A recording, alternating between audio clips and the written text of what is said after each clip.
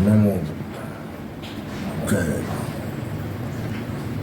दर्शकों, वर्तमान में उत्तर भारत में उपरोक्त 4 उग्रवादियों का नाम बहुत चर्चा में है। कौन? तो कौन? जो ऊपर लिखा है, अनिल मिश्रा, सीबी पांडे, अलंकार, पंकज त्रिपाठी। यह चारों अपने अपने तरह से भारतीय समाज में विद्वेष का जहर फैला रहे हैं। इनका मुख्य उद्देश्य है कि भारत में आरक्षित और अनारक्षित वर्ग के नाम पर दंगा भड़काकर तथा अनारक्षित वर्ग में भय पैदा कर उनसे अधिक से अधिक धन उगाही किया जाए चंदा के नाम पर।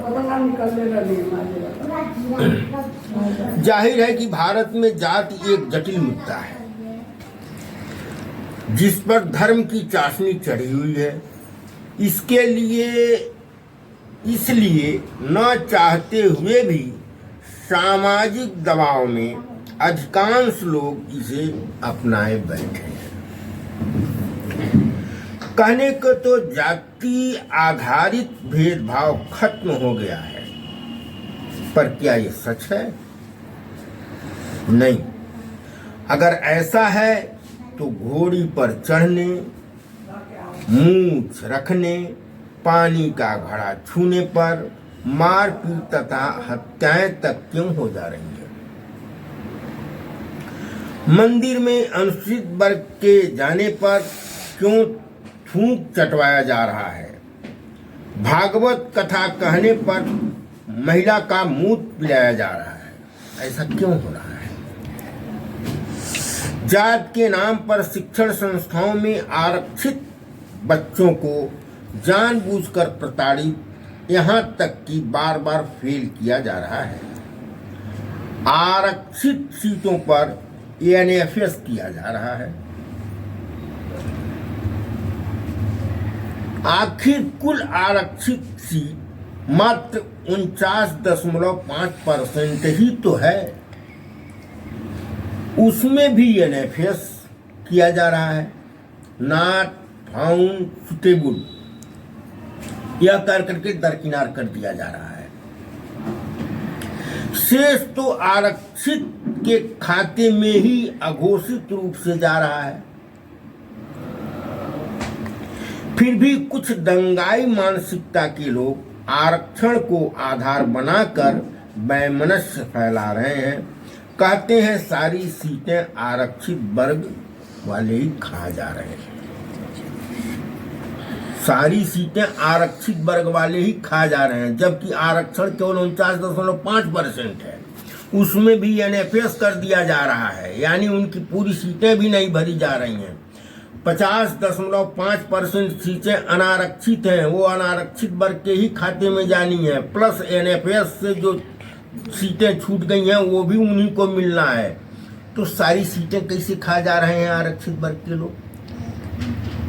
यह जो है, इस तरह का जो है भ्रम फैलाना जो है देशद्रोही तो है।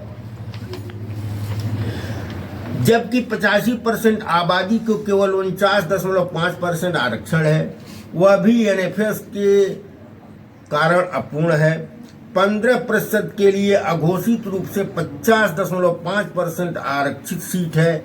एनएफएस से खाली सीट भी इन्हीं अनारक्षित वर्गों के खाते में जाती हैं। फिर भी जो है हल्ला मचाया जा रहा है कि जो है आरक्षण वाले जो ही सब सीटें खा जा रहे हैं और योग्यता से कमी आ रही है। नीरव मोदी और कौन मोदी जितने हजारों करोड़ रुपए लेकर भागे हैं, उसमें कोई आरक्षित वर्ग का है क्या? करोड़ों करोड़ों जो घोटाले हो रहे हैं उसमें आरक्षित वर्ग के लोग क्या? लिस्ट उठाकर देखो कि देश के साथ गद्दारी कौन कर रहा है? आरक्षित वर्ग कर रहा है कि अनारक्षित वर्ग कर रहा है? अभी हिमाचल में एक दंपति का इंटरव्यू देख रहा था, हिमाचल प्रदेश रहने वाले एक दंपत्ति हैं। एक जोशी यानी ब्राह्मण परिवार की लड़की जो यूनिवर्सिटी की टॉपर थी, अपने एक अनुसूचित जाति के सहपाठी के साथ लव मैरिज कर ली। आज उसके 8 वर्ष एवं 5 वर्ष के 2 बच्चे हैं जो बेहद खूबसूरत है। महिला का कहना है कि उसकी ब्राह्मण समुदाय से आने वाली पूर्व की सहेली जो उसी के गांव की है तथा साथ में ही पढ़ी और खेली है, वह उसके बच्चों से घृणा करती है, छूना पसंद नहीं करती। महिला दुखी होकर बता रही है कि उसके ससुराल वाले उसकी बहुत इज्जत करते हैं। शायद उसके सवर्ण समाज में उसे इतनी इज्जत न मिलती जितना वह इसमें पा रही है। अब वह अम्बेडकरवाद का झंडा बुलंद करने को तैयार है। अब आते हैं इन 4 उग्रवादियों के कार्यकलाप पर। ये चारों मुख्य रूप से 4 बिंदु पर आंदोलित हैं। किस पर? पहला, डॉक्टर अंबेडकर की जगह BN राव को संविधान रचयिता सिद्ध करना चाहते हैं। यह काम इनके लिए असंभव है। किसी भी रूप में यह संभव नहीं है कि अंबेडकर को हटा करके BN राव का नाम संविधान रचयिता के रूप में स्थापित किया जा सके। सारी दुनिया जानती है कि भारतीय संविधान के रचयिता डॉक्टर अंबेडकर हैं। पूरी दुनिया जानती है। कोलंबिया यूनिवर्सिटी ने इसी आधार पर डॉक्टर अंबेडकर को 1954 में LLD की मानद उपाधि दी। भारत सरकार ने 1990 में इस प्रशंसनीय कार्य के लिए भारत रत्न की उपाधि दी, जिसे उनकी विधवा पत्नी पंडित डॉक्टर सविता अंबेडकर ने प्राप्त किया था। इसी आधार पर बाबा साहब की मूर्ति सुप्रीम कोर्ट में लगी है। पूरे देश में हर जिले के मुख्यालय पर इनकी प्रतिमाएं स्थापित हैं। हर ऑफिस में इनके फोटो लगे हैं। गांव-गांव में इनकी प्रतिमाएं हैं। करोड़ों, लगभग देश के 90% लोग इनके फॉलोअर हैं। विदेशों में इनकी मूर्तियां लग रही हैं। इनको पढ़ाया जा रहा है। क्या इनके सामने BN राव का नाम टिक पाएगा? जरा सोचो। असंभव। विदेशों में इनकी प्रतिमाएं लगी हैं। इनके विचारों को पढ़ाया जा रहा है। ज्ञान के इस महासागर के सामने BN राव तो एक बुद्ध भी नहीं है। फिर कैसे तुम ऐसा कर पाओगे? और जिनको देश के 90% लोग जो है संविधान रचयिता मानते हैं, तो 10% वाले की बात मानी जाएगी कि 90% लोगों की बात मानी जाएगी? जरा सोचो। दूसरा, डॉक्टर अंबेडकर की मूर्ति सुप्रीम कोर्ट से हटवाना असंभव, नहीं हो सकता।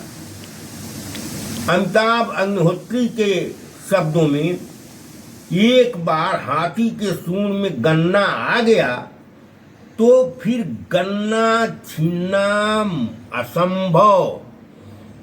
और जो छीनने का प्रयास करेगा उनमें से 2 में से एक को ऊपर जाने पड़ेगा।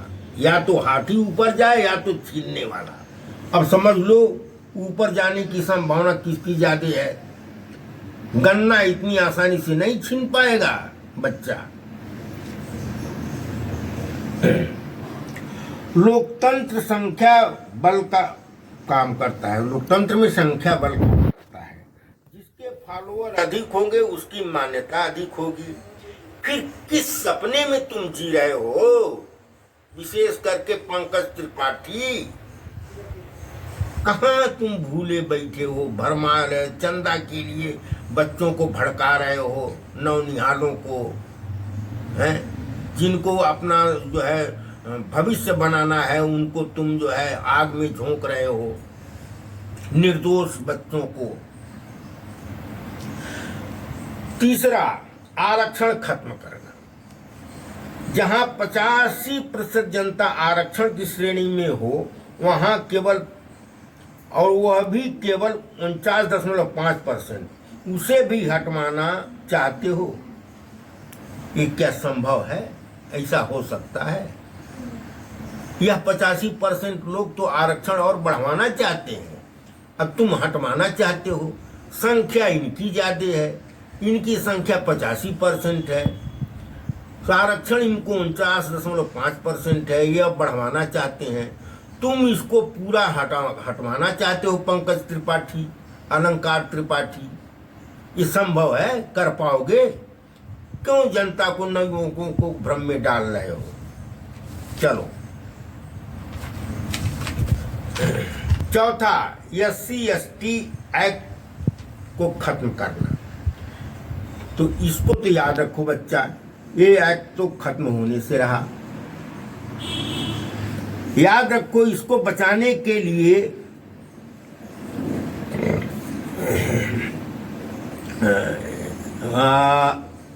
SC/ST एक्ट को बचाने के लिए SC/ST वर्ग के 14 नवयुवक 2018 में शहीद हो गए थे। इसी नियम को बचाने के लिए सरकार को झुकना पड़ा और उसे और मजबूत करना पड़ा। न केवल झुकना पड़ा, बल्कि इस एक्ट को और मजबूत बनाना पड़ा। अब सोचो, 14 लोग, लड़कों की बलि चढ़ गए इसके लिए। तो तुम तो केवल भड़का करके जो है, तुम सब चारों लोग जो है भड़का करके, चंदा ले करके, या जब मार पड़ेगी तो यूरेशिया भाग जाओगे। चपेट में कौन आएंगे? निर्दोष नौनिहाल सवर्ण बच्चे। उनकी तुम बलि क्यों चढ़वाना चाहते हो? एक बहुत बहुमत बड़े वर्ग से एक छोटे वर्ग को क्यों लड़वाना चाहते हो? केवल अपने स्वार्थ के लिए, अपने चंदे के लिए? मूर्खों, बेवकूफों। पांचवा, UGC रूल को रोकना। यह बताओ, जिस नियम के पक्ष में सरकार हो, देश की 85% जनता हो, उसकी बात मानी जाएगी कि 15% की बात मानी जाएगी? वो भी पूरा 15% नहीं, 15% में भी आधे लोग जो है भाजपा वाले इसके पक्ष में हैं। अब बताओ, 7.5% की बात मानी जाएगी? है?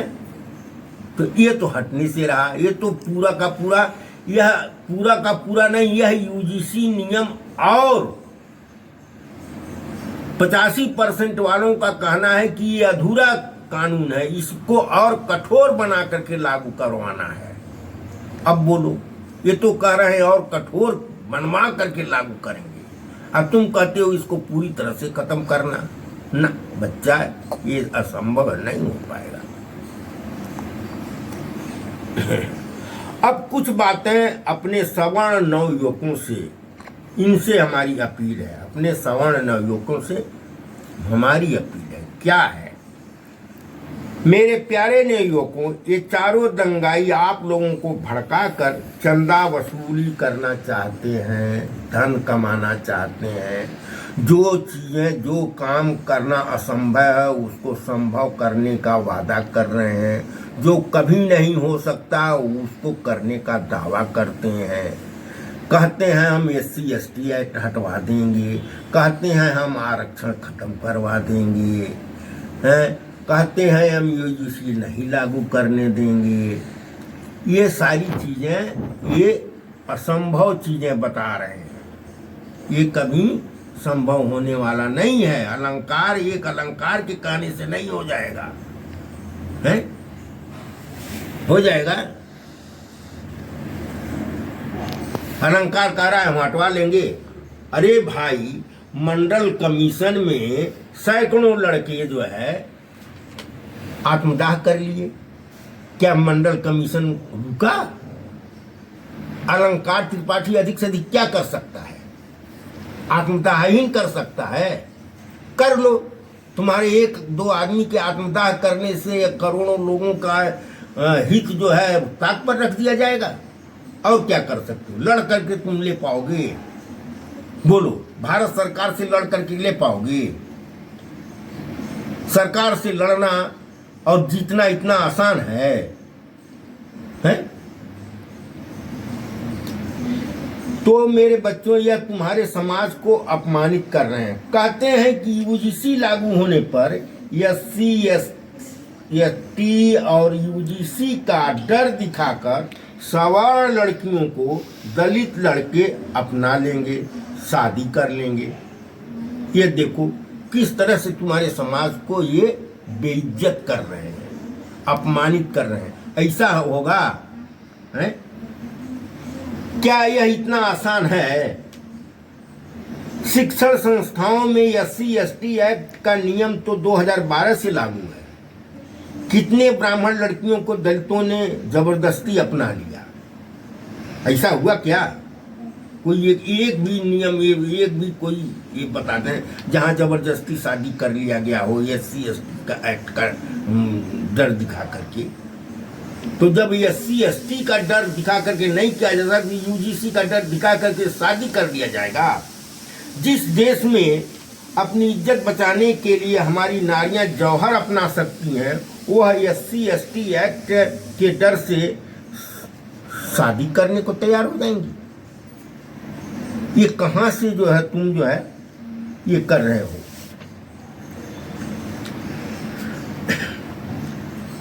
– 2012 से 2025 के बीच में कितनी सवर्ण लड़कियां एससी एसटी एक्ट के दलितों से शादी की हैं? इनके द्वारा कराया जा रहा है, कहा जा रहा है, किनके द्वारा? इन चारों लोगों के द्वारा कहा जा रहा है कि ब्राह्मणों को देश से भगा दिया जाएगा। यानी ये जो लोग हैं आरक्षित वर्ग के लोग, वह अनारक्षित वर्ग या विशेष करके जो ब्राह्मण है उनको कहते हैं कि भगा देंगे, और ये लोग भगा देंगे नहीं, हम लोग एकजुट होंगे। तो क्या यह लोकतांत्रिक देश में इतना आसान है? इतना आसान है किसी को भगा देना, किसी बड़े समाज को जिसकी जनसंख्या करोड़ों में हो? ये किस तरह से भरमा रहे हैं आप लोगों को? यह सब चंदा के लिए ढोंग किया जा रहा है। अंबेडकर वादियों को आतंकवादी कहा जा रहा है। अंबेडकरवाद का मतलब बुद्धवाद। तो जो बुद्ध को मानता है वो आतंकवादी हो सकता है? क्या मायावती के शासन में ब्राह्मण असुरक्षित थे? 5 वर्ष का शासन था, पूर्ण शासन था यूपी में बहन मायावती का। उसमें ब्राह्मण असुरक्षित थे, उनके साथ अन्याय अत्याचार हुआ, जबरदस्ती हुई? कोई बता दे। सबसे ज्यादा सुरक्षित थे ब्राह्मण। मायावती, बहन मायावती के शासन में सबसे ज्यादा सुरक्षित थे, भाजपा शासन से ज्यादा सुरक्षित थे। बहन मायावती से बड़ा अंबेडकरवादी कौन है? और कौन अंबेडकरवादी है जो बहन मायावती की बात को नहीं मानेगा? है? बहन मायावती से बड़ा अंबेडकरवादी तो कोई है नहीं। और अगर अंबेडकरवादी है तो बहन मायावती की बात को तो वो अन्यथा नहीं कर सकता, इनकार नहीं कर सकता। आप लोग बहन मायावती पर भरोसा रखें। उन्होंने सुरक्षा की गारंटी दी है, सवर्णों को सुरक्षा की गारंटी दी है कि हमारा शासन आने पर सवर्णों को, विशेषकर ब्राह्मणों को पूरी सुरक्षा दी जाएगी, उनको हितों का पूरा ख्याल किया जाएगा। और ऐसा हुआ भी है। 2007 से 2012 के बीच में ऐसा हुआ भी है। ब्राह्मणों को पूरा सम्मान और सुरक्षा दी गई थी, पूरा उनको हिस्सेदारी दी गई थी, कोई अन्याय अत्याचार नहीं हुआ था। फिर ये लोग जो है, जो कह रहे हैं, भड़का रहे हैं, ये सब जो है चंदा उगाही के लिए भड़का रहे हैं। उनकी बहन मायावती की गारंटी का मतलब है मुकम्मल गारंटी। इन बहुरूपियों के बहकावे में आप लोग मत आना। अम्बेडकरवादियों को आतंकी न कहें, उनसे उलझने की कोशिश न करें। वो अत्याचारी नहीं है, अन्यायी नहीं है। जो अम्बेडकरवाद को मानेगा वो कभी भी जो है अमानवीय कार्य नहीं करेगा। अम्बेडकरवाद का मतलब है मानवतावाद, बुद्धवाद। धन्यवाद। बहन जी जिंदाबाद।